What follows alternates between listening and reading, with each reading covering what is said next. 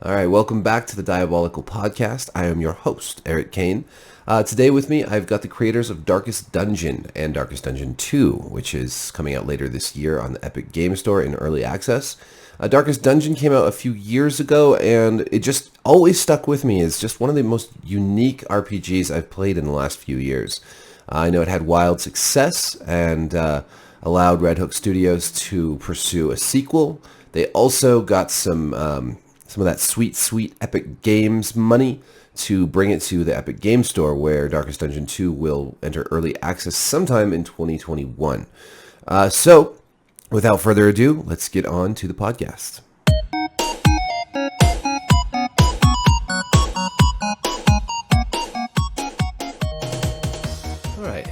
All right. Hey guys, thanks for showing up on this podcast and for this interview. And my name's Erik Kain. And can you guys introduce yourselves?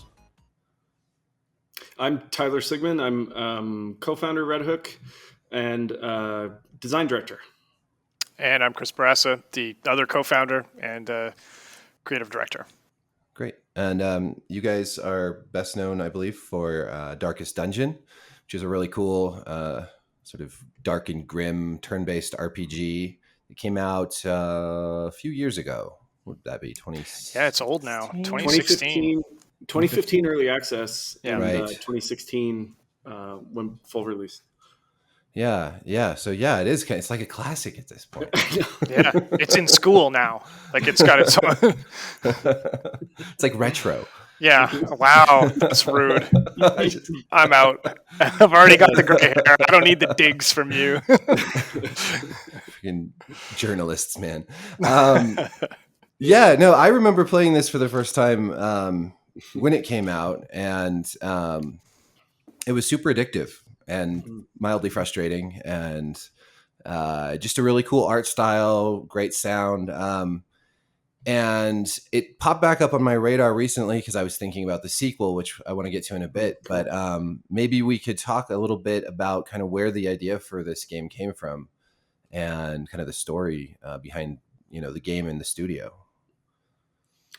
Wow. Yeah, I'll hand it off to Chris in a sec because he was the genesis of the idea. But I think kind of a neat background point was that he and I had been trying to work together. We worked together at a studio in the past, and he and I were friends, and we kind of shared a lot of creative ambitions, and we kept meeting up while we were working at other studios, talking about games to make together maybe. And we'd come up with something and talk about it and get kind of hyped. And then a month later, we'd forget about it. And then one day he showed up with his notebook. This sounds like a fairy tale beginning here. Yeah. Yeah, as Tyler said, we would always just chat about games and movies and stuff, and I'm an artist, so I was carrying a sketchbook around to other jobs and places around town, and I guess it just kind of got born out of this central idea that a lot of games, they measure your power as a player in terms of your visual representation of your gear and your ability to smite, and really seemed kind of obvious, but they overlook what happens to the smiter after enough smiting, and so just kind of got stuck on this idea that if I was given a magical sword or something that looked all awesome, much like your Conan sword behind you, and an actual zombie was shambling towards me or whatever, I don't know that I would be brave enough to actually fight it. I don't know that Tyler would be brave enough to actually fight it. I'm pretty sure I'm brave. I would certainly fight it, but yeah. So we sort of started thinking about heroism as sort of the exception, not the rule. And these big moments of bombast that are sort of become the backbone of power fantasy video games are actually really quite rare. And that, more often than not, people fail. And it's the consistent failure and struggle punctuated by moments of clarity and direct action that makes those moments so exciting. And I think, some movies and some games can kind of fall prey to the one-upmanship and the escalation where, like Man of Steel, after you've seen the first 3 or 4 buildings fall down and you realize there's 40 minutes left in the movie, all they can do is make even more buildings fall down, and you just get desensitized to it, and then you expect it, and then it doesn't feel like a movie unless buildings are falling down everywhere. So we tried to sort of take this idea of sword arm and not the sword, and build an RPG up from a different fundamental set of assumptions. That being that, power and empowerment is quite rare, and that stress and suffering and getting worn down is usually would be the norm for this type of person in this type of life. Yeah, I think like that resonated a lot too with tabletop gaming. If you've played any pen and paper RPGs, and had a good DM and kind of interesting players who really leaned into the characters, I think you have those types of experiences, because like I remember when I first started playing like D&D, you're just obsessed with getting 1800 strength, and that's really fun because it's just kind of a game about rolling dice and cutting orc heads off. But then when you have a DM that kind of challenges you to think about like, no, what is your character really like, and what, make your saving throw versus fear. Well, there's two ways you can look at that, as just like, oh, the dice failed me, or you could be like, oh, this is like actually a moment where this person is facing this incredibly tough monster and wants to live. And so I think like the idea of taking a really solid turn-based like dungeon crawler, and then putting in this idea that the heroes have their own little desires, they want to survive, and then that like interesting heroism kind of comes from the everyman sort of approach. Like I think Chris and I, like he was talking about movies, it's just not that exciting if a character has no flaws.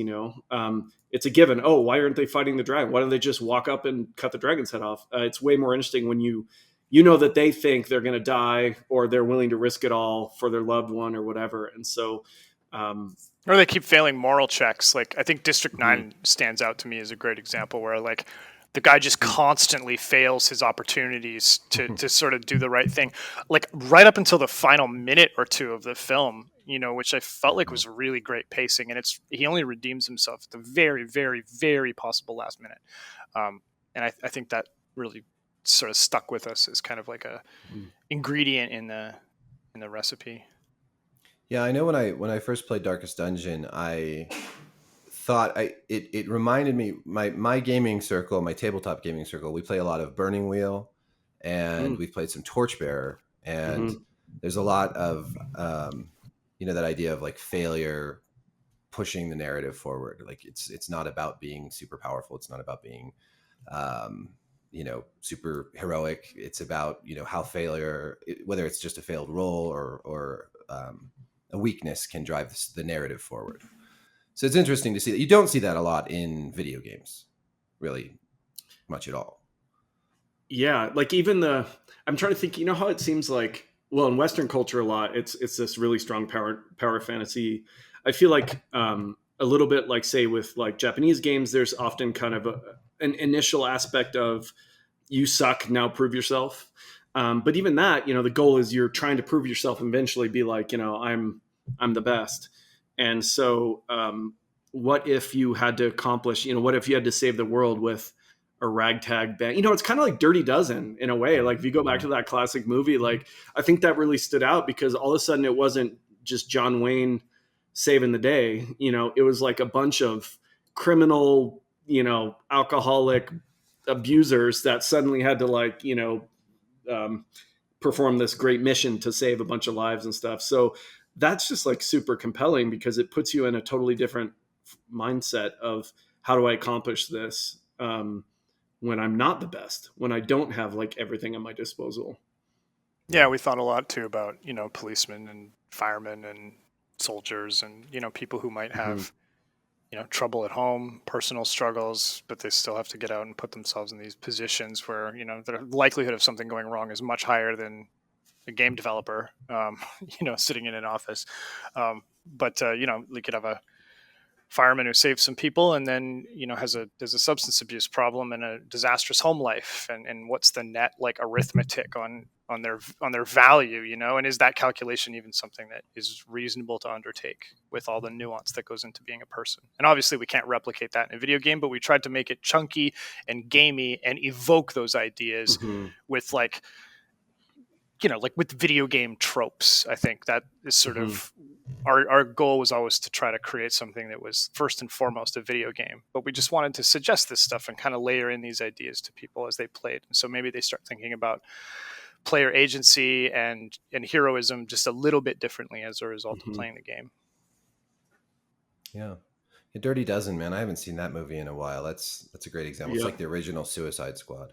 Yeah, Yeah, man. that's a solid gold reference. I was like, I haven't Yeah, seen I, that I in it ages. recently watched it, and man, there's some uncomfortable parts in there. Like Uh-huh. Telly Savalas's character is like this.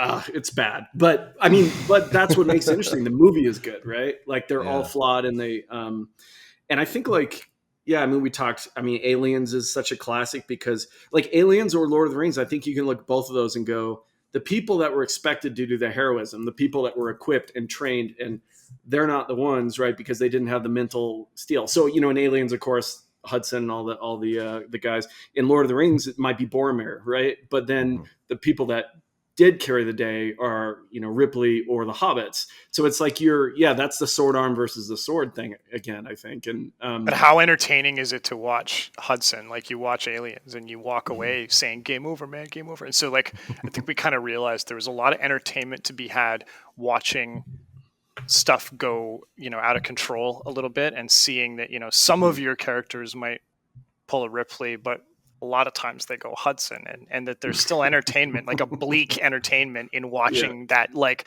complete de-evolution of a squad, you know?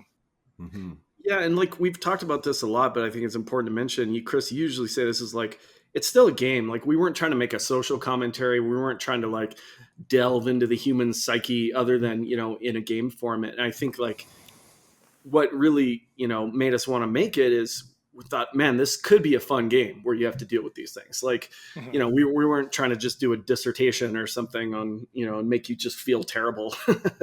It was really more like trying to set up a really interesting tableau where these moments of heroism stick with you. Yeah, we Yeah. pulled from our like management experience to some degree as well, having had a career in video games, and both of us had run, you know, like larger teams at some point. And you know, you can set like targets for people, and you can encourage them, and you can be hard on them, and you can do all these things, but ultimately at the end of the day you can't control what they're going to do moment to moment, and that kind of became interesting. So in our game, you know, when characters get afflicted, they can act out on their own, you know, sometimes in opposition to your wishes as a player, or sometimes, you know, they can help you along even more. But the idea that you don't own the entirety of the character on screen was kind of just fun and refreshing, I think, for us, and really paid out the fact that you're managing people. It's like a hockey coach simulator, you know? Dungeon Simulator. Yeah. Mm-hmm. Yes. Yeah.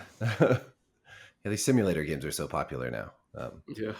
They're Yeah, so that's really, niche too. It's yeah, like they really are. I you know. get like the John Deere lawn mowing 2021 simulator for northeastern Vermont. Like that's the It's true. wow. Yeah, They have Connecticut in the DLC. I can't wait. they're so popular too. It seems like, Mm-hmm. and yeah, Although Dungeon Simulator is definitely more up my alley than like trucking simulator or. Well, my kid likes Goat Simulator a lot, and I don't really. I don't know. I can't get into it. It's definitely weird. Yeah, no, it's such an interesting game. How did you come up with just kind of the whole style and kind of because it's very different than a lot of other turn-based games. We have games like XCOM, which are top down, move your players across a map, and then you have um, like classic dungeon crawlers, and this one kind of Mm-hmm. utilizes different mechanics from a lot of from different the sort of positioning mechanics, but also it's 2D. It's very stylistic, very the art style is very bold. I'm just curious how it kind of took shape. Well, we had talked about it initially as you know, I think Tyler had a couple prototypes where it was like a grid based, because that's what you assume when you say I'm going to make a dungeon game. You kind of like the first Turn-based. assumption is yeah, turn based. You're like, okay, well, it's going to be on a grid. You know, that's what XCOM did. That's what we're going to do. God damn it. Mm-hmm. But we sort of realized that it gives you a God's eye perspective, and it implies a sense of like omniscience on the part of the player, and we wanted you down like in the mud with imperfect information. I think that's really kind of one of the founding principles of how we look at Darkest Dungeon, is that you have to make the best of a bad situation with unreliable information. And so this perspective of like way up in the sky looking down on everything really just kind of robbed that sort of uncomfortable intimacy that comes when you're kind of right down at eye level with everything. So that was one of the big changes. And from there, we kind of evolved out the positional combat system. But artistically, the art style was like just kind of a mashup of the comics I loved growing up, like Mike Mignola and Guy Davis and Chris Bachalo and some of these other guys that leaned heavy into the blacks. And, I didn't work like this before starting. It was really just crafted to enhance the message of the game and the game design as a whole. It's meant to be kind of uncompromising, and the hard edges kind of evoke the tough choices you've got to make, and everybody's getting swallowed up in blackness, which is kind of, getting swallowed up in madness. And so there were a lot of deliberate choices that I made artistically to try to reinforce the messages that, we were also trying to pay off mechanically. Yeah, the dimensional thing was interesting because even, I referenced D&D earlier, and if you play D&D on a map, like if you actually use figures and it's not just all in everyone's head, there's so many tactics that come into play when you've got a 2D map. And I was really enamored with that because then you can have things like flanking, or a tank can hold the line, and stuff like that. And then there's line of sight and God knows what else. And so mechanically, since that's kind of like the area I focus on, I knew there was so much that could be done there. But when, Chris was kind of like playing with, hey, what if we see the characters more directly? Like if you play, I don't know, Diablo or something, the part where you see the most of the character is in the character select. And then they're just kind of this little isometric figure running around. And, he's like, hey, what if, we were just fighting like this and you could totally see the characters? And I was like, oh, there's not going to be enough tactical depth. But then as we start getting into it and really like running that idea out, I thought, oh, we'll hit a wall tactically, and then, we'll have to try a new prototype or something. But it ended up, there was a lot there. And so that was kind of like surprising, but really cool. And like, then for the next X years, like through the game, through the DLC, through whatever, and now even in Darkest Dungeon 2, like we keep finding more ways to like make interesting tactical situations from that constraint. And so, I think my initial reaction was like, oh, this isn't going to work. And it's really cool to see the journey. I just didn't want to draw little heads and shoulders. I was like, this can be boring to draw. I don't want to draw that. Mm-hmm. So, and we had so many good ideas for character classes, I thought, too. And this is just like a great way to get people like, mm-hmm. Looking at these big juicy sprites and kind of getting attached to them, much more so. You can't emote with the top of the crown of someone's head, So if the game is about feelings and people, getting stressed and overwrought and all of this stuff, and then all you're looking at is a bunch of bald spots, like there's a, disagreement there in terms of intent and execution. The profile view really lets you get like a sense of the character, I think, and helps us pay out some of those ideas better. I like the idea of constraints leading to kind of new ideas. Sometimes I have a criticism of open world games just because there's so much freedom. It seems like there's not a lot of creativity that goes into the actual mechanics or tactics or design in various ways. So that's interesting to just, to think about focusing in more closely just on the characters in this situation, as opposed to like the God perspective, and how that, what kind of, like, I guess, do you have an example of kind of how that made you think differently about tactical situations and gameplay? Yeah. I mean, specifically, like as soon as you're restricted to 1D, you have to, in some ways you think a little more abstractly, like, they're not I guess they're literally in a line, but what I was going to say is just because they're in the line doesn't mean we can't have the arbalist at the back shoot her crossbow and hit an enemy without it going through all three heroes. There's still like a little bit of, you got to remember it's a game and that you're in control of the rules. And so sometimes, you want to give the gist of the situation, but you don't have to be quite so literal.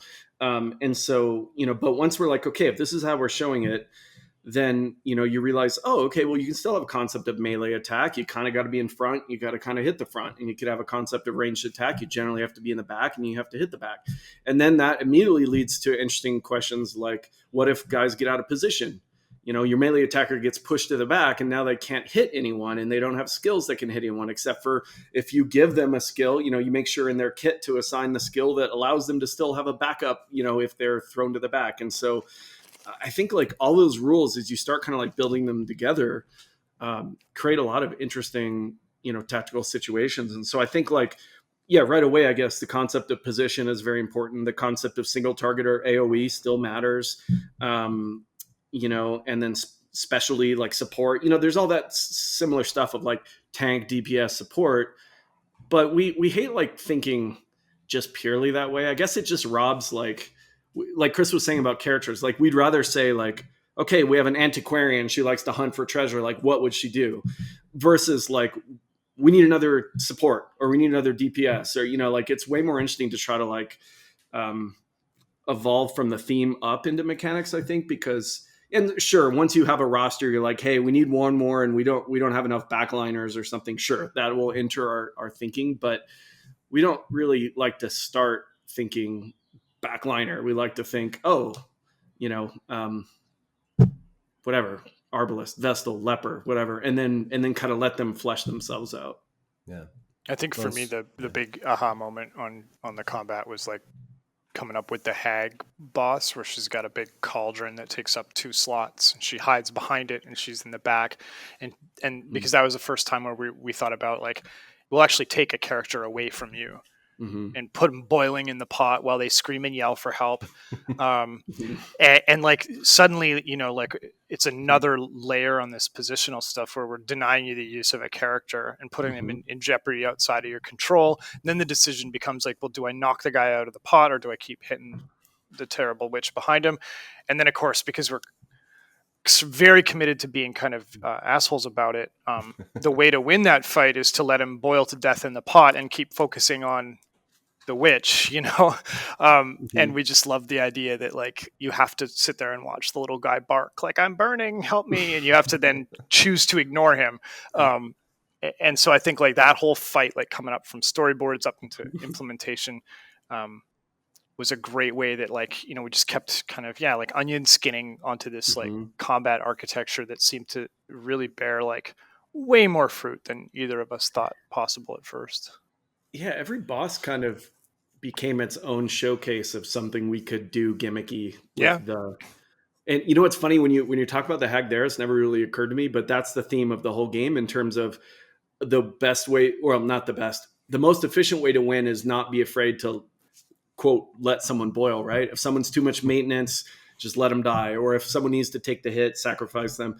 You only make it harder on yourself in a way when you really want to make sure nobody dies, which is of course like a valid way to play. And we want you to play that way also, but I want you in that tension space though, between like, because I saw this thing on Reddit that's like, this game is a capitalist simulator where you just take people, throw them at a problem until they're no more used to you, and you cut them loose without any kind of a social net or whatever. Yeah. And I was like, yeah, absolutely. That's, but you don't feel good doing it. Or no, maybe you do. I mean, some people maybe you do. And then you go into business. Yeah. Jeff Bezos is playing this game nightly. He's so good at it. He's so good at it. Like, boil. He has a drone play it for him. I like that. I hadn't thought about this game as a commentary on late stage capitalism, but that's interesting. I mean, it does sadden me a little bit when people just name their heroes like Leper 1, Leper 2, Leper 3. Like it does hurt. Like I want to see them named and cared for, and then like, it hurts them when they lose them in Darkest Dungeon Mission 2 or whatever, the second actual Darkest Dungeon mission. And so, we put in an achievement for get the starting 2 characters, Reynald and Dismas, to the end, like get them through to the end boss. And, that's kind of like the most extreme example of you need to care about the heroes. And that creates that tension suddenly of not just being obsessed with winning the mission, winning the quest you're on and getting away with the loot, but the loot is the heroes sometimes, they've got good quirks. You've gone through the adventures with them. You're personally bonded with them. That's where some of the real tension comes in. Yeah, no, I hear that. I find games with permadeath for characters very difficult sometimes. Mm-hmm. So do I.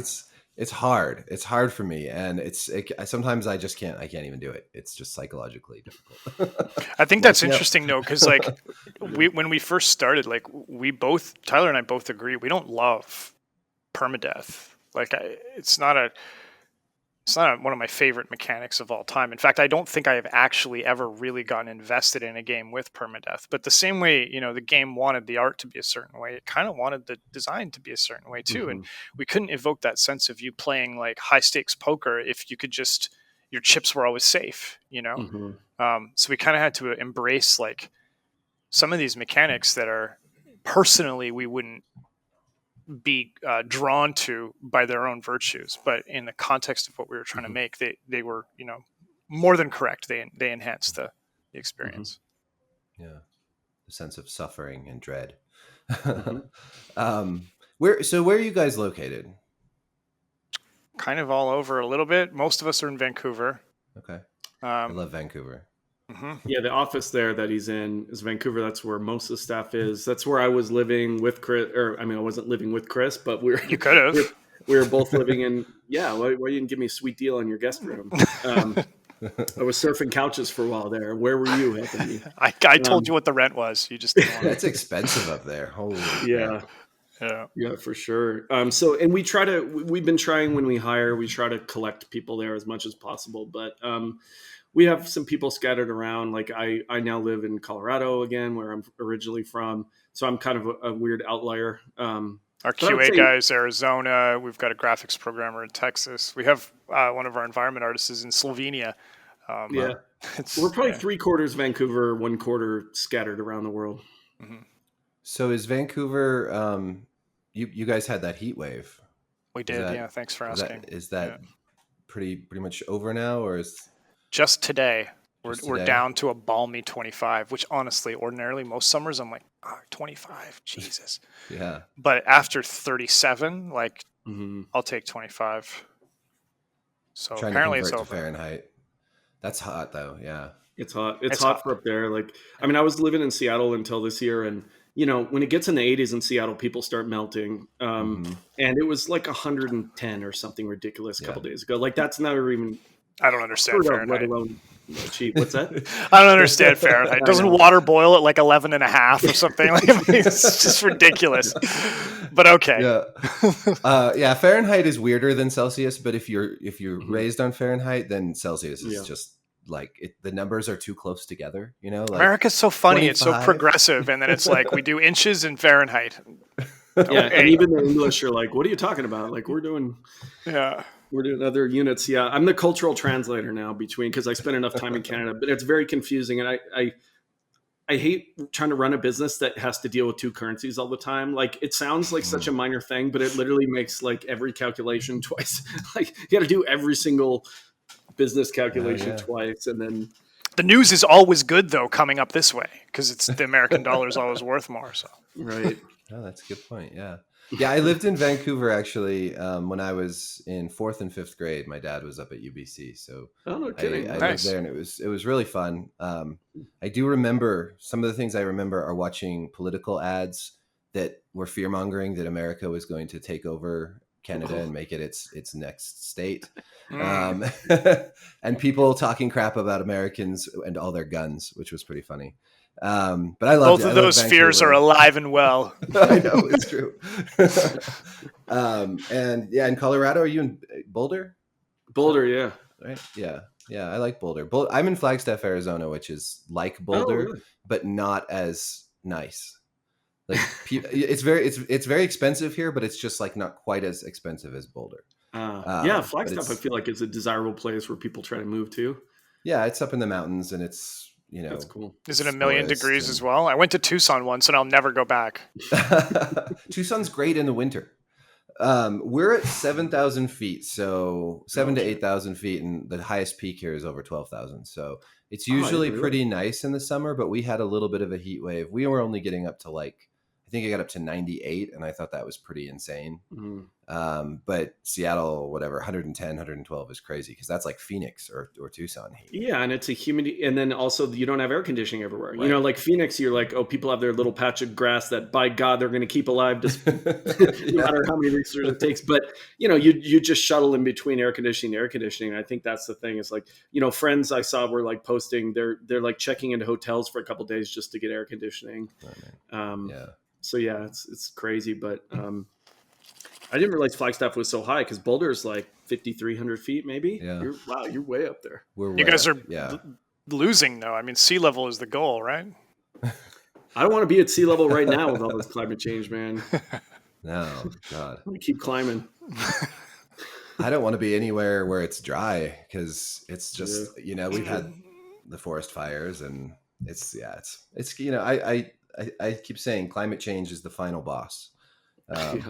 Or at least it's going to be a big one.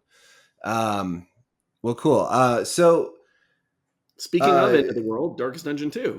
Yes, Darkest Dungeon 2. Good seg. Nice. I mean, the first game is a few years old now. I know you've been working on. Well, there's thunder. Oh wow, nice. Yeah. I'm really So hoping cool. for rain. Yeah. Although the fire that has been causing smoke everywhere was caused by dry lightning, so that's the downside to it. But so, anyways, you guys have been working on the sequel for a while now, and it's going to be on early access on the Epic Game Store. This year is the plan. Yep. And you, how long was the first game in early access for? 13 months. 11 months. We launched 12. Wait. No. Yeah. It's 11 months American, but it's 13 Canadian. God damn it.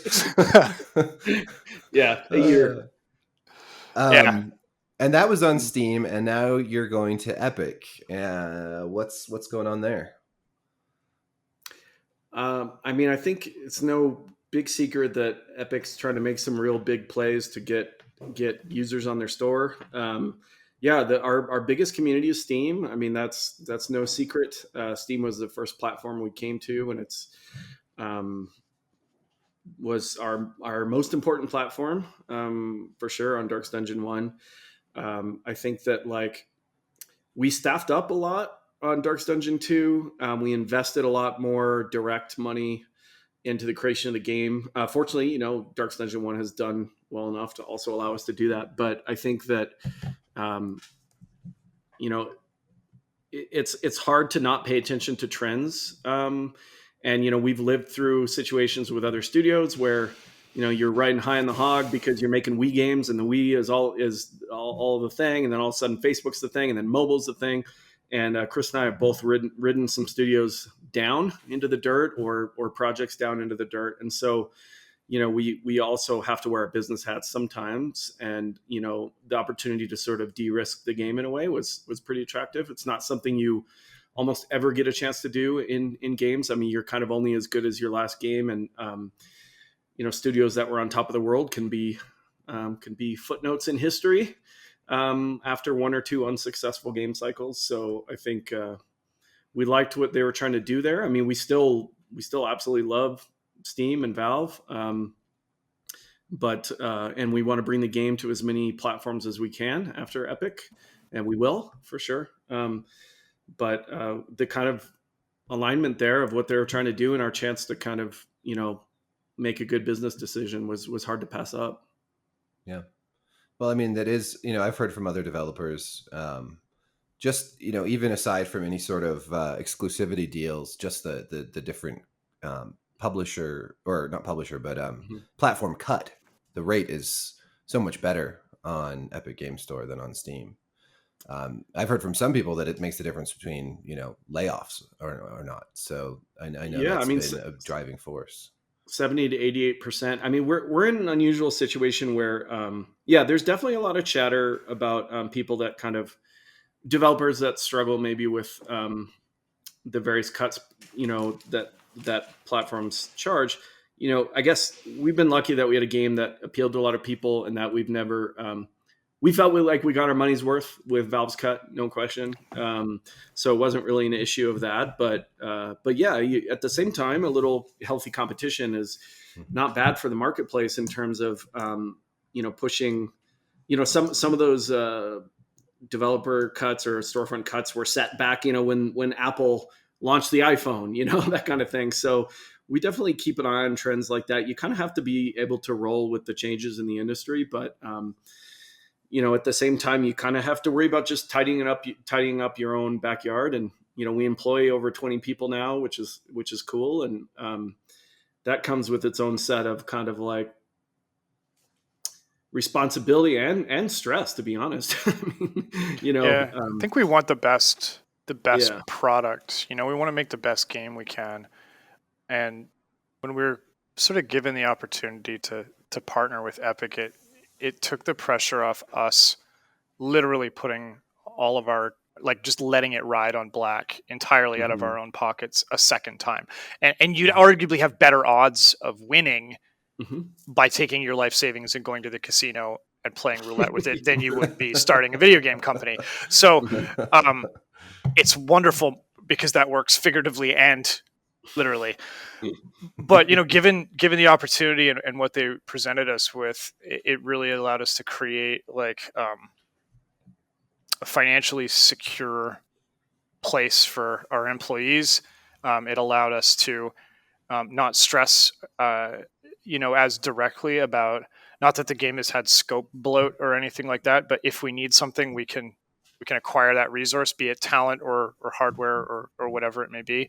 And it insulates us against changing trends, or a wholesale rejection of our sequel, by the market.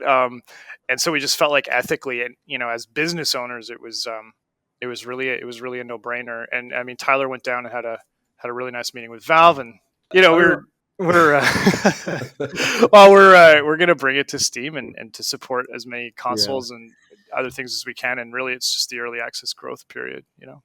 Yeah, and we know that people have a lot of strong opinions, and we're not trying to tell anyone how to feel. We want them to be able to play the game on whatever platform they want to play it on, and so there is a time element here. If you want to play the game first or during early access and be part of that, you got to go to Epic.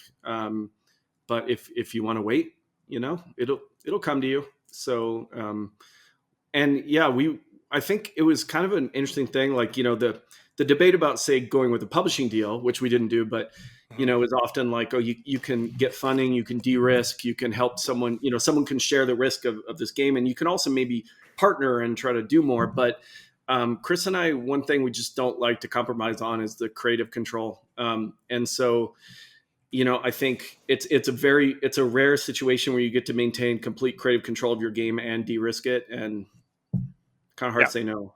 Yeah. Yeah, we really want to be able to like do the things that we want to do and take the creative risks that we want to take, like vampire mosquitoes or the final boss being a trek through his like entrail cavity. All of these things, they sound silly, but like just the freedom to go, like the buck stops with us as far as our creative choices, and we get to own them and pursue the ones that we're most excited about. It's like there's no price you can really put on that. Yeah. No, I believe it. Independence is huge. And I would say that when Epic Games first launched the Epic Games Store, there was a lot of controversy around that, and a lot of people seemed kind of upset about exclusives. But just from my perspective, and maybe you have a different one, that seems to have died down a lot. Like the initial sort of anger and upset in the gaming community seems to have really sort of, it's maybe a little bit of a whisper at this point. Is that sort of your impression also, or do you get lots of angry emails from fans who are like, how dare you not bring this to Steam on day one? I mean, I think our biggest exposure was when we announced that we were going to be on Epic, and we did the sort of trailer. Initially the comments on the YouTube, for instance, were like, there's a preponderance of negative comments about that. And then over time, the like ratio has kind of stabilized a bit. I guess like, I don't want to tell anybody how to feel, or tell them that one storefront is superior. That's not, we're not even making that assertion at all. So like Tyler said, I mean, the game will be available to you at some point at your leisure, at your preference, on wherever you want to play it. But I don't really get or follow the sort of, I don't have an allegiance that way, so I can't totally wrap my head around that mindset of people who are quite upset. But it's up to them to be, if that's something they're passionate about. We're not telling them they can't feel that way. Yeah, I'd say, and we don't like kicking a hornet's nest just for fun. But I do agree with your general assertion that it seems to be less. Like we prepared ourselves for a long time before it was public knowledge for how bad it might be when we announce, just from empirical evidence of watching what was happening to other developers. Mm-hmm. But by the time we announced, I think it was greatly reduced from initial. I think there was just an initial shock, right? I don't know. I think as things go on, people kind of settle into their thing. Like I still see comments where they're like, "Oh yeah, I don't want to support Epic. I'll wait." But there's also plenty of comments about, "Cool, I'm excited." And I think, the longer that the Epic Store has existed, the more that it'll just be that is the way things are. There's these, multiple storefronts, and I mean, there's multiple storefronts on so many other things, and so yeah, it's sort of a, when you're watching, you're just kind of like, oh, I hope we don't get impaled on a spike, but we're just going to we're going to try to make a great game, try to make good business decisions, and that, we can control that part. We can't really control like the tidal wave of sentiment in the broader game industry. And I think we've always done well to sort of just try to deliver, sorry, this sounds businessy, make a good game and deliver value. But what I really mean by that is like, we do the old business model. You buy the game, you own it, you play it. Like, we have not been following the trends of how do we milk the most money out of people. Like, we don't get more money if you spend 1,000 hours versus 20 hours. So we're not incentivized to make a game like Darkest Dungeon 1 is grindy and, has some definite, you could criticisms there or whatever, but we're not motivated to do that to get you to engage longer. Like, that doesn't earn us more money. And so I think that we just want to make a good game, sell it to you, let you have fun. We want to stay out of those bigger, like, giant issues of like what the business models are and all that kind of stuff. We want to survive the old way as long as possible. Ultimately, our most direct form of communication with people is the game itself. It's the product.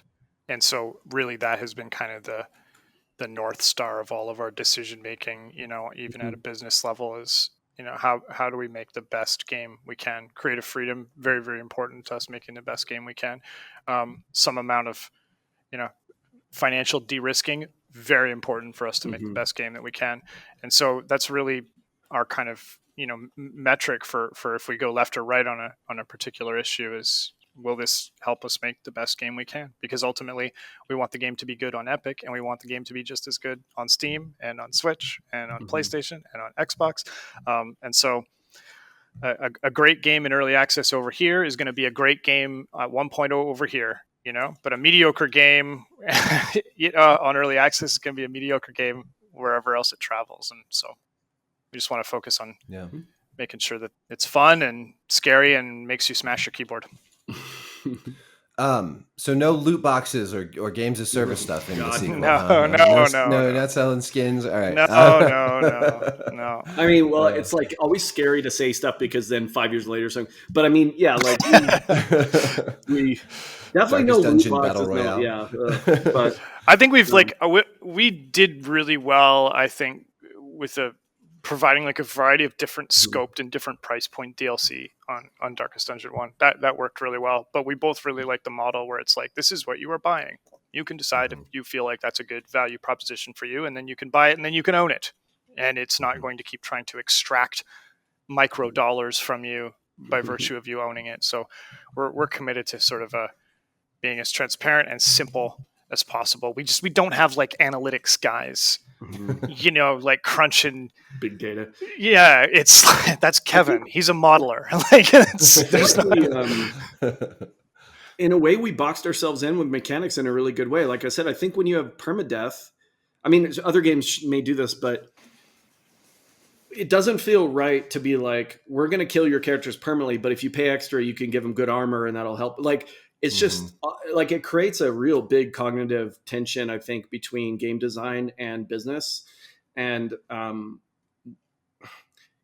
I like the purity of, you make a game fun and good, and then people want to buy it. And I don't think in our case, it feels good to try to go further. And, believe me, we want to sell you cool stuff, and we'll do that through DLC and through, I don't know. I mean, I think a lot of games do this. Like Path of Exile, I think, is a perfectly respectable business model where you can do a lot for free, or you can like make your guy have angel wings and pay a bunch of money. But it's very opt-in. And I think that, that's cool. But I don't know, man, we're dinosaurs. We like to, we still remember going to the store and buying a game, and then you own it and play and it. never engaging with the developers because social media didn't exist. That's how I grew up. Right. It's just like, oh, this is a game. I play this game, and then I talk about it on the playground, and that's the end of my. Oh, the good old days before Yeah. Twitter. Yeah, you know, I often, you know, I can't get into mobile gaming because I feel like what they do in mobile games is they build a good game that's fun, and then they find a lot of little ways to break it so that you have to pay for it to be good. It's exactly what they do. Yeah. And that to me is just, I find it offensive personally, and also just not fun. I don't think the games should be built to be broken so that you can pay to fix them. I'd much rather just buy a game like for $5.99 on my iPad and just play it with none of that. So tell me about the sequel a little bit. I don't know how much you guys are able to talk about the sequel because it's not out yet, of course, but like where, you know, what, working off the foundation of the original, kind of where is your design mindset and your you know, where are you headed with this game? Well, we sat down in my basement and we both said, and I want to make the same game again. We had a couple of different ideas, but we agreed that simply trying to do Darkest Dungeon 1 with like more heroes or, you know, different higher fidelity presentation or more dungeons or what may have you, just wasn't motivating to us creatively. But we still really loved the characters, the heroes, the world, you know, the tone, all of that. We love the narrator. And we felt like it was a big win for us to sort of be independent, kind of come out of you know, nowhere on our sort of first indie title, I guess. I mean, we've worked in games for a long time before that, but and to have created, you know, an IP that resonates with people. And so we didn't want to start that process from scratch. We felt like there was more that we wanted to do and wanted to say in the same space, and that we could enrich the IP itself by virtue of a sequel, but not try to replace the first game. Because after you take into account all the DLCs and all the different ways you can engage with Darkest Dungeon and the sheer scope, the amount of work that's in there, like why try to stomp that or beat it in a way? Like just let it live and build it a neighbor, you know? And so that was really like, I'm speaking abstractly because I'm assuming Tyler's going to cut in with some like nice details, but this is like our initial mindset was we don't want to compete with what we made, but we want to make more Darkest Dungeon. And at one point we talked about it being in the future, like sci-fi. And then we talked about all these different things, but we just came back to the fact that we really love low fantasy. We really like these characters and we want to do more, but we can't do the same thing again. We don't want to make a hockey coach simulator. What if we made a road trip simulator? Yeah, I think that, you know, commercially, you're like, okay, this is smart to make a sequel, but neither of us felt like that was enough reason to do it. And I know for me, there was a period there when we were kind of finishing up the last DLC where it's like, I'm kind of sick of working on this game. But it was interesting. It came back really fast to like, oh man, there could be some other cool stuff we can do in this world. And that, I just speaking for myself, that was really key for deciding to do a sequel, is getting super excited about. And then once we're like, okay, we don't want to do the same thing, but we want to stay in the world. Like, what can we do?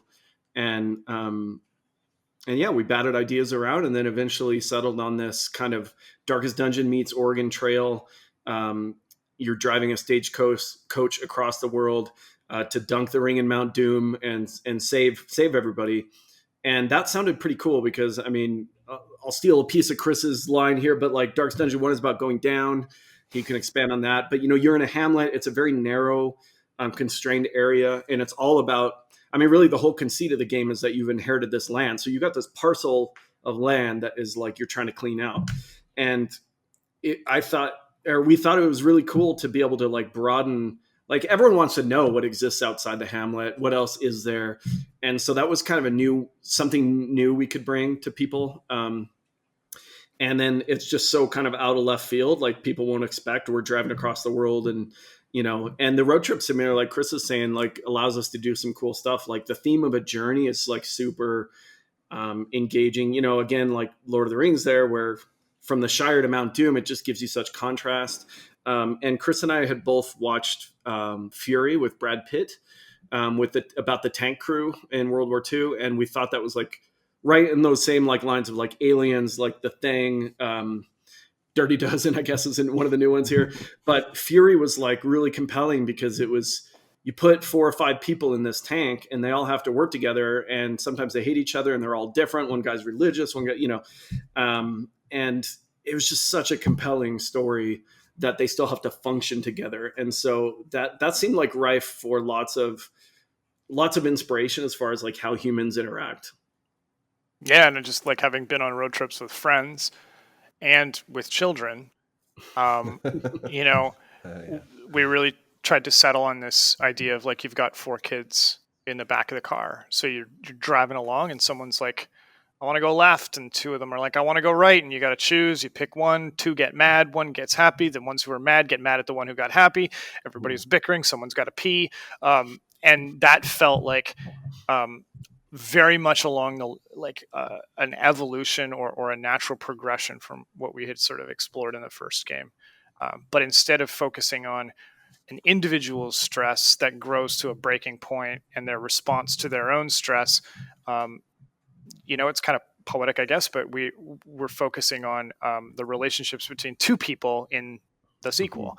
So people grow affectionate, fall in love for a while, have a falling out, hate each other, somebody's jealous of somebody else, and this is all happening in the back of the wagon as you're trying to get across and fight, all these awful horrors and the world's falling apart and that kind of thing. So that Fury post-war intensity, everybody's under stress and duress. We kept the Lovecraftian stuff and the sort of like cosmic horror and all the rest of it. But the characters, like, like when we decided what to carry forward, we decided to carry, and I don't think this is a secret because we already announced some of this, but we decided to carry forward our roster of characters that we already invented. And it's kind of interesting because in the first game, you maintain a roster that may get as large as 30. You may have like 4 Crusaders and 3 Lepers and your A Vestal and your B Vestal and all this kind of stuff. And so you still bond with them, but you have a lot of them, So even when you lose the character you really love, well, I got 3 more, doesn't mean it doesn't hurt, doesn't mean you don't smash your keyboard. But in this one, we thought we could lean into the characters even more. And we're doing some stuff there that we're not quite ready to talk about, but that focus on the individual characters, and then with some game design changes that we made. So the first game is this monolithic campaign, which can take 100 hours depending on, how you play. And this one, we decided to make it more of a true roguelike. So like you do runs, you start the run, you recruit 4 characters into the stagecoach, and you drive across the world and try to make it to the mountain. And so in that case, you get 1 highwayman and 1, and you don't have a backup. You can't just be like, Dismas 1 died, so Dismas 2 is in. And so that really makes it really critical for that run, which can last 5 hours at a max. So it's kind of a long form roguelike, which if you go back to original Rogue is a long form roguelike. Like NetHacker Rogue could take hours and hours to beat. I mean, I don't know how long it takes to truly ascend to NetHack, but I'm guessing like 10 hours or something. And so in some ways it's more approachable because you're in it for that run, and that run might be 20 minutes or might be 5 hours, but you're not having to worry about a 100-hour monolithic campaign. But at the same time, we reward you for progress, you unlock things, you do all kinds of cool stuff. So if you've played for 20 hours, you have a lot more to work with than someone who's played for half an hour. But we ask you to do those 20 hours in like bite-sized chunks a little more, which is another change we made. So all those things kind of work together to make it different. But the through line is, what really makes Darkest Dungeon is like the art style, the combat mechanics, which we're carrying forward, the characters, the affliction system. So in the first game, stress and personal affliction. Now it's stress and relationships, sound, the narrator. Like we kept all those things that really make it Darkest Dungeon. So it's kind of cool to figure out that we could make a different game that still is Darkest Dungeon. Yeah. Huh, that's interesting. It's scary too. Oregon Trail is an interesting reference to that is sort of, I can see the similarities in those 2 games actually, in that horrible things happen and you feel stressed out about them. But yeah, and I think that concept of a destination is really compelling. Like Oregon Trail, you kind of get scored on like how far did you make it, and did you cross the pass by or did you leave Kansas by Independence Day? Because otherwise you're going to get snowed in and die, So and we had the same kind of like, I just want to call back to like the whole grid based thing in combat and going like, okay, well, it's too much of a God's eye view thing. We had the same kind of moment on the sequel where we're like, the way to do this simply and cheaply is to have a node map, and you just click and go left, and your little icon moves over to the left and something happens. But instead, we literally put you on the road behind an actual stagecoach that you actually drive, because you don't get a God's eye view when you're on a road trip. You can see what's around you, and you can see what's coming up around the corner, and you can hope that you're headed in the right direction. So, we have like an imperfect mini map and some other things to help you along and make, intelligent strategic choices as to which route you're going to take. But the presentation is similar to the first game, where we really want you down with the characters living that experience. But it is gamey. It's not an open world game. It's, you're on tracks and you choose your destinations, you stop at nodes. And we like that punchy, like video game kind of trope. I think that's like what makes games fun, is that they're an abstraction or an iconification of an experience. So, it was, I think it was cool and risky and costly to do it that way. But we were able to do it. So this is, hopefully it resonates with people. Yeah, I think like I was going to add to that, Chris, that Darkest Dungeon has always been well served by paying a lot of attention to atmosphere and feel, and that's thanks to Chris and his art, and Power Up and their sound, and Stuart Chatwood and the music, and Wayne June, the narrator. I'm name dropping because they're all so critical to the experience. And I think that the mechanics we have are compelling, and that, that's kind of like what, say, my focus is in a lot of time, but it's the experience that's always done us well. And so in this case, a node map of just clicking, then you're 100% focused on the mechanics, which is cool. But this way we make you soak in it, right? You listen to the music, you hear them talking, you look at the barking, you see what's going on, you have a little time to anticipate or fear or look forward to, and it's a treat to the eyes and all that. So I think that risk of, thanks to a much larger art team. Yeah. I need to say now. Yeah. Yeah. The spending the resources there is key to the experience. And I think that's why I think, I don't know, Chris and I feel like we work well together, and then we managed to really put together a good team. Is like, it's more of a holistic approach where we'll advocate for different things, but ultimately, it's a whole package thing. And, that's, those are the risks we've taken with DD2. And I mean, we'll find out. We don't know how it'll be received, but, we've definitely taken some creative and mechanical risks, but I think we'd be really bored if we didn't. Yeah, and if we're bored or we're not enjoying it, then I think that comes through. I think one of the reasons that people like our first game is because we love our first game. It's not perfect, and we made some mistakes, and you can critique it all you like, and that's fine. But still love it, Still look back on creating it fondly, and it's a real treasure to us. And so we want to love this one too for different reasons, Well, that must go hand in hand with the creative freedom and independence, I imagine. I mean, I'm not to say that people who make, big AAA games at much larger publishers and studios don't have fun or don't love their product, but it must be kind of extra fun and extra nice. When it is, but you're more exposed. So like, sure. We didn't have to pitch this to anybody. We didn't have to pitch these changes to anyone at all. I mean, arguably even to our own, like we can just do it. But that means that when it fails, there's no one to hide behind. Yeah, you have the George Lucas problem, right? Of having so much power, in his case, having so much power and money that literally he can he can just make whatever he wants. In our case, much smaller, but yeah, I don't know. That's like, if you talk to most independent developers, that's their dream, right? I want to make my unvarnished or uncompromised creative vision. And it is really exciting until you wake up in the cold sweats at night going, oh my God, there's no guardrails. Right. Yeah. No one's going to stop us from driving this thing into the ditch, Well, and then also having to handle the business side, I imagine that, because, it's one thing to say, well, I'm an independent artist, but you don't necessarily get very far if you're not also good at the business side. So I wanted to ask a bit more about the relationship mechanics. That's interesting. And I know I've played games with, plenty of games with relationships in them. And with, I've even, there's even turn-based games with permadeath, like Fire Emblem that have Mm-hmm. some relationship mechanics, and it's like, no, I don't want that character to die even more now because they just got married. So I already hate losing my characters, and now there's going to be these meaningful relationships. So did you come up with this to torture players more, or Yeah, we wanted to challenge ourselves to express something similar to the affliction system in the first game, but make it fresh for the second. More afflictions with more ways of acting out didn't feel like fertile creative ground for us.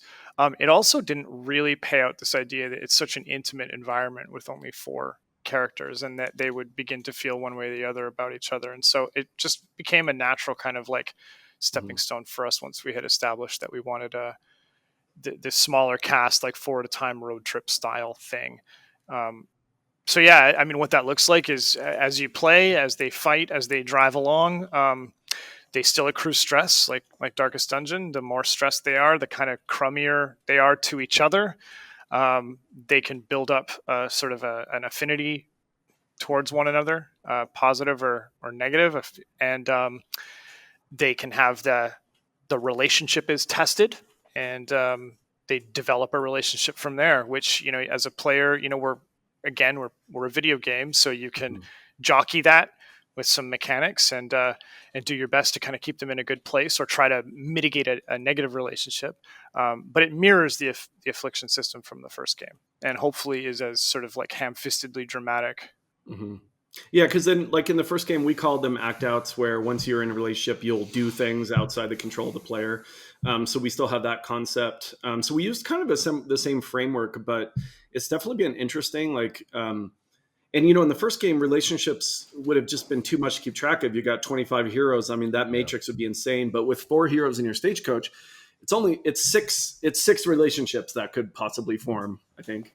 And that helps tell the narrative again of like, oh yeah, like every time this person whistles as they're driving, it drives this person mad, and which just, I think the difference between, I haven't played Fire Emblem in a while, but I feel like a lot of those things were kind of like either scripted or defined up front of how the characters relate. So of course we're heavy into RNGesus over here, so we like the emergent narrative of, we don't know how, we're not predisposing like Dismas to like Baldwin more or less than anyone else. But how your story plays out is what will tell that tale. And I think that's the thing, is like with DD1 and also DD2, like we believe it's, aside from the fact that we want you to have moment to moment fun, like if you look back on a run and can relate the story of what happened. Oh, these two hated each other, but then I got them to the inn and I had them share wine and chocolates, and then one read poetry to the other. Yes, we do all that kind of stuff. And then they started liking each other, and then they bonded, and then like they fell in love, and then they got in this fight, and this guy jumped in and like sacrificed himself to save like that's a cool story, and we feel like you'll remember Darkest Dungeon. Whereas we don't have to be the most polished in every single area. We don't have to be the most innovative in every single area. But if we leave you with a story, then hopefully you'll remember the game. I think it clicked for me the other day because I was playtesting, and my man-at-arms and occultist were in love with each other, and the occultist, I had to heal somebody else who was going to die, and then the man-at-arms got mad and was like, "I thought we had something special," It's like, it's that kind of like sort of out of the player's hands, little moments that kind of was like, oh, and I knew that existed in the game and could happen, but it's still like at that moment I was like stymied because I needed to get this other character off death's door, and the man-at-arms was having a little hissy fit about it. It's kind of cute, Yeah, and that's led to interesting item creation. I mean, in the first game, one of the weird things we did, well, 2 things that I think were kind of noteworthy are like the camping system, and then the Hamlet treatment. You come back to town and you send him to drink. I mean, that remains our, when I explain the game to someone that's never heard of it or maybe isn't even video games, and I say, then you got to like upkeep your characters. Like, what do you do to relax? Well, I drink, I watch sports. Okay, well, you bring them back, send them to the bar, send them to church, whatever. And so in Darkest Dungeon 2, instead of that treatment, we have you rest at the inn in between regions, and that's where you can use items. And so that's where I was talking about like the candles and chocolate and poetry books and things like that, or like sharing a bottle of whiskey. And I've really enjoyed just how mechanics flow out of theme, like I said earlier. And so here you can game the system by, trying to make them share excessive bottles of whiskey. Oops, someone now is hooked on the booze, just like in the first one. Now you got to deal with this every time you come to an inn. So, but I think by gamifying that, it's still cool, but there's a narrative to it as well. Yeah, all this talk of road trips, I keep thinking of National Lampoon's Vacation and what kind of video game that would be, because everything goes wrong and the kids at the back. Well, it sounds really cool. It sounds like a neat change from the first one, and I like the concept of going, on a horizontal journey rather than delving down. And the whole, in terms of, I just wanted to ask one more thing about the roguelike nature.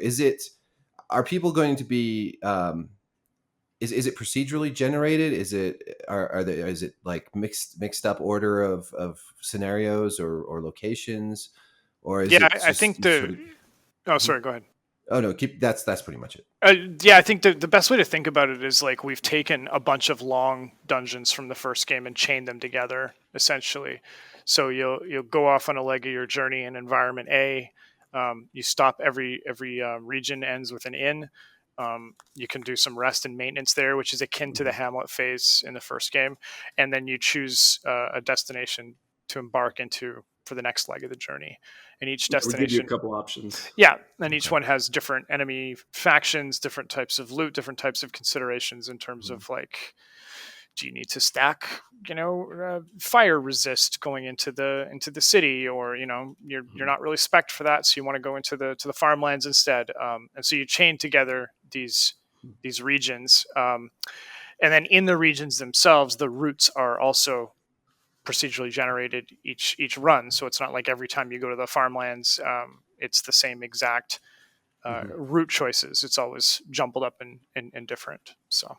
Yes. So it's procedural, and we put, a little bit of hand shaping on things. And I would imagine early access will influence that a lot. Like we will probably continue to refine our generation. Like that's seems like a very early access thing to do, is like continue to refine as we get data and kind of see what things are like. But yeah, we like that procedural element within like certain narrative like foundations, because it's just, I don't know, like I said, we kind of lean into the randomness, which I know is sometimes maddening, but it does lead to the moments that, would have been hard to craft otherwise. And being a roguelike, that's kind of par for the course. I feel like you got to really lean into the procedural side. Yeah. So you guys, have you announced when this is coming to Epic Game Store yet? We haven't given a date, but it is happening this year. This year. 2021 for sure. For sure. Okay. Yep. Well, there's only, there's only a handful of options left. Yeah, we're running out of time. It's terrifying. But yes, it's happening this year for sure. And then the early access period. Oh, sorry. Go ahead.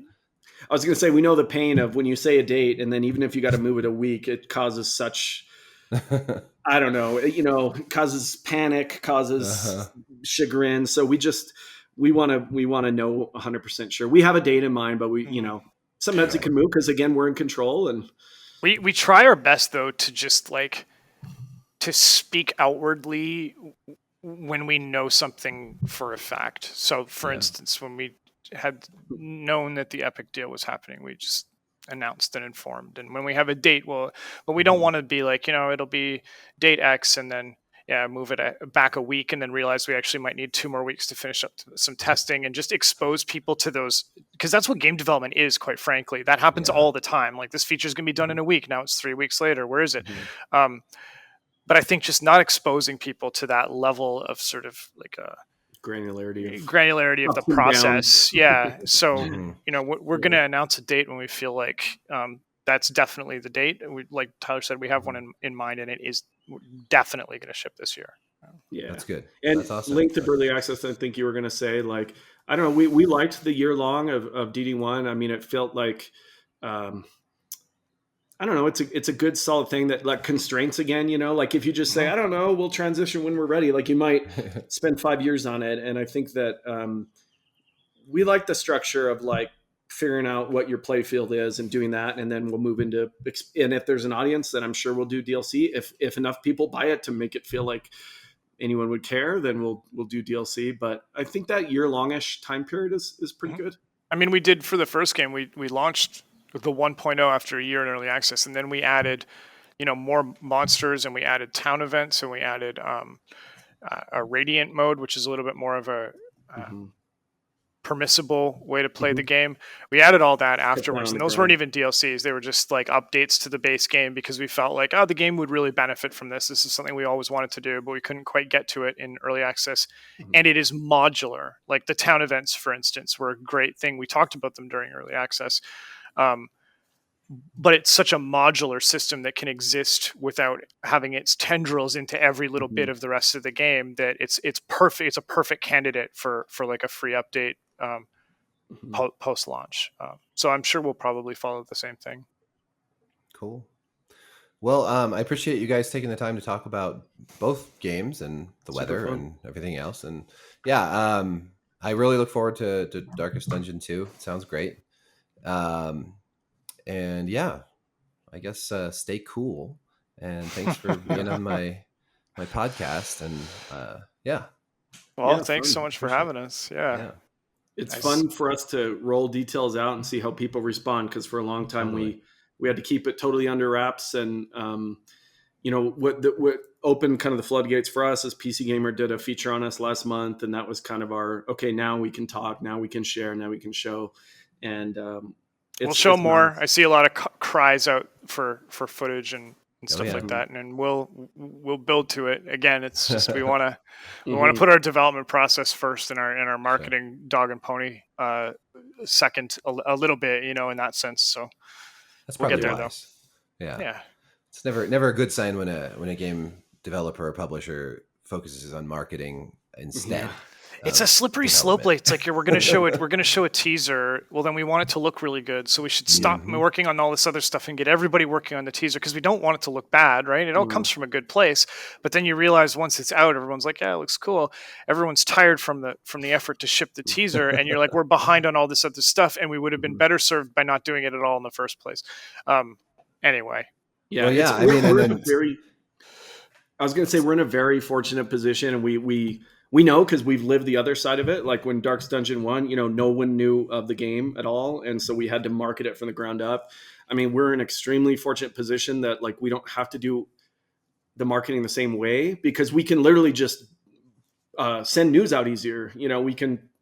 It's easier to reach more people right now because people are watching us. And I think that does directly mean we get to have a little bit less marketing overhead, So like if you want to think like a certain amount of effort just comes off the top for marketing, comparatively percentage wise, I think it's smaller, just because people are watching us more closely. We don't have to like completely surprise them in an innovative way. We just have to show the product and hope that it stands on its own. And I think we're very much in the trench run now, which is kind of exciting because it's less now about the academic questions about what we're making and more about just finishing it.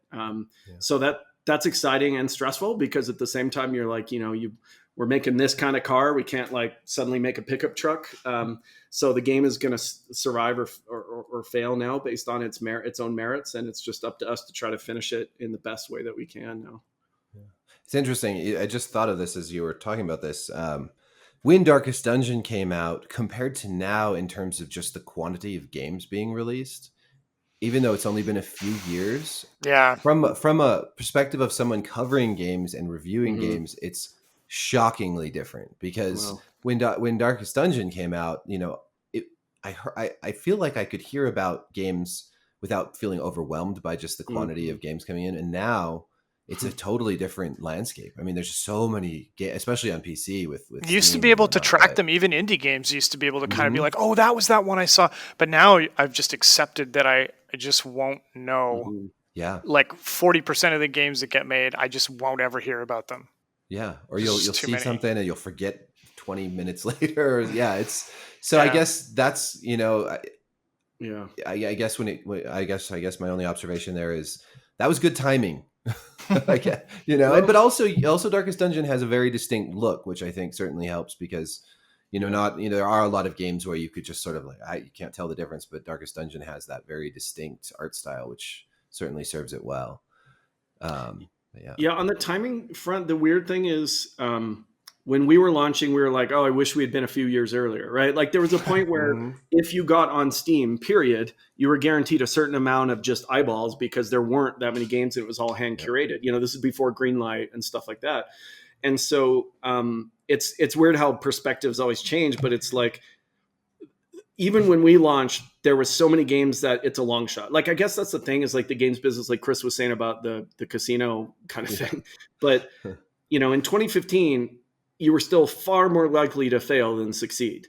Now you're still far more likely to fail than succeed, but it's like, so it's like, you know, you go from having a 5% shot to a 2% shot. So that's a big deal, but you know, it's still, you were more likely, you were way more likely to fail anyway back then. So it's kind of a strange, but yeah, the sheer number of games it's incomprehensible. But and they all look so good. Even back then, it was hard. You know, it was hard to stand out. It's so stressful, just even artistically. I'm like, oh my god, look at what they're doing! How? Yeah, I guess that's the thing is the quality keeps rising too. It's not just the number of games. Like, and I want to be happy for them. Yeah. But I resent them because of my own insecurities in a way. I think even just gamers are stressed out by the amount of games. You know, they don't have to make them or cover them, but it's like just, you know, I joke about, you know, backlogs all the time. And I think everybody's kind of in that, you know, it's the Steam summer sale right now, which I think Darkest Dungeon is on sale. But, you know, it's like, hey, let's buy a few games that maybe we'll play in a few months or years, you know, because it gets so much. But it's a, you know, what a struggle, huh? Too many games. It's a challenging time for all of us. Yeah. It is an embarrassment of riches, but it is, you know, it's like the App Store where, you know, it's already been many years ago where like it was almost impossible to stand out unless you played the certain game, you know, played it a certain way. But one thing I still love about, I guess, indie PC game development is there still is room to just be your own way. You know, it's like totally Oberdin, like, wow, like just stands out, cool. But, you know, like, whereas if you want to get to the top of the Apple, of the iPhone, you know, bestsellers chart, like you have to follow a certain business model. You cannot deviate. You have to have tons of, you know, have to have a money cannon for user acquisition, whatever. I still do love that, although there's so much competition, that if someone makes a great game, like it can stand out, it can become a runaway hit. You know, I'm thinking of like Valheim with like, I had never even heard of the game, and all of a sudden it's like, you know, in 2 months sells more than, I don't know, like some multiple of how many copies we've sold over 6-7 years, and we were a hit, like a runaway hit, right? So it's weird that the market is growing too. You know, I think like the number of games are growing, but the number of consumers keeps growing as well, and so the threshold of like how big a hit can get still keeps growing, which is, so it's like this weird perpetual motion machine. I don't know. It's hard to understand, but either way, you're just accepting that you're taking a swing at home runs and you're probably going to strike out. But I don't know. We're risk takers. So I guess that led us down to this path, you know. You can get down this rabbit hole of trying to like optimize for the market. And maybe it's because I'm more art and intuitively based, but I'm just like, I just want to make something I think is cool. Yeah. You know, and then let the chips fall where they may, kind of thing. Yeah. I think that's, I mean, what else can you do, right? If that's kind of it. Like, you know, you can take all of the reasonable steps and precautions. And certainly we've done that, you know, like we're both enjoy talking about our business strategy and that kind of thing. But really at the end of the day, you know, if you tick the boxes and you're being reasonable and you're watching your scope and you've got a great team, which we do, and you believe that what you're making is cool, I mean, that's all you can really control. And whether or not it finds an audience is sort of just, that's up to the audience and the timing and what happened the week before and what came out in the last month. And you can't control any of those things.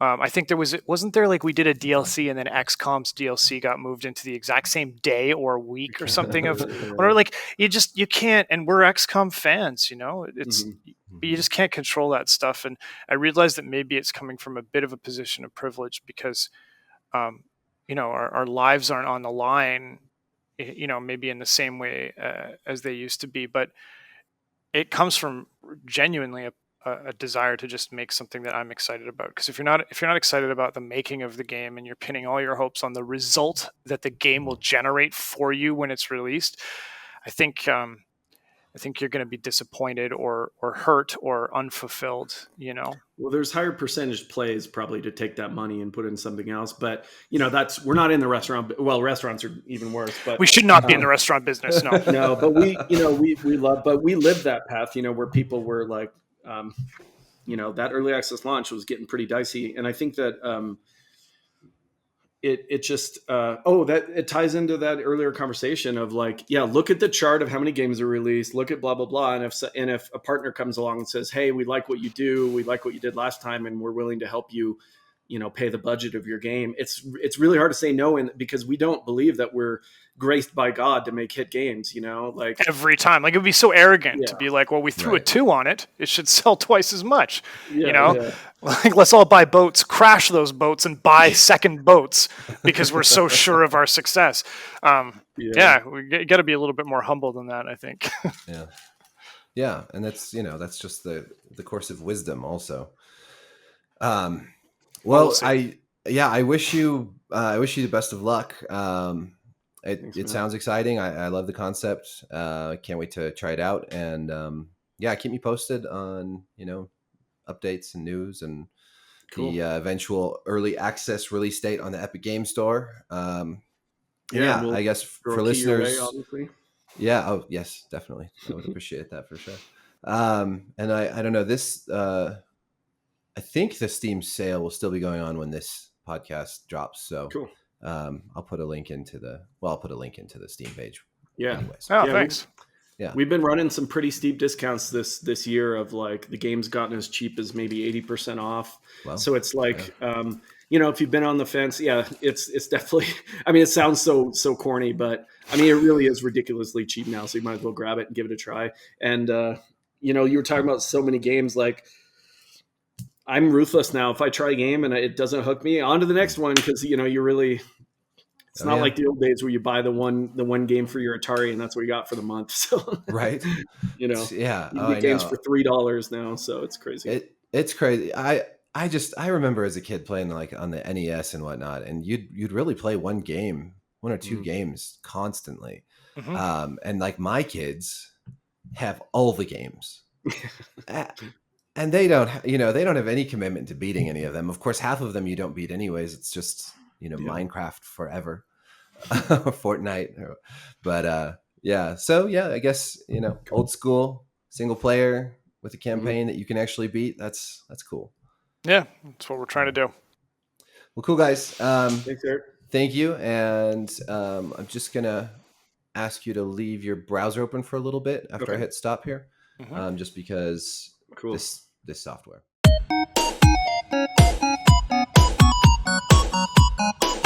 All right, so that's Darkest Dungeon 2. Thanks to Tyler and Chris for being on the show. Thank you all for watching. This podcast comes out Tuesdays for Patreon subscribers. That's a couple days early. And 2 days later on Thursdays for everybody else. So thanks for watching or listening. Appreciate it. Check out my Substack, diabolical.substack.com. Check out my YouTube channel. It's youtube.com/c/Erik Kain. And of course, patreon.com/Erik Kain. And check out Darkest Dungeon on Steam. I believe it is still on sale for just a couple more days. Dirt cheap. Give it a whirl. All right. Thanks for watching. Thanks for listening. Peace.